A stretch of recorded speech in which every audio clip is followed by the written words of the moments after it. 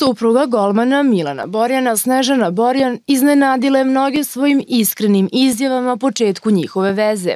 Ona je otkrila kako je izgledao njihov odnos pre nego što je Milan postao uspešan i poznat sportista.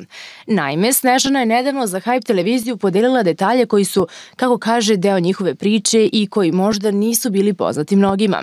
Iako je danas Milan jedan od najpoznatijih fudbalskih golmana, Snežana je otkrila da je na početku njihove veze upravo ona bila ta koja ga je izdržavala, dok je Milan bio u teškoj finansijskoj situaciji.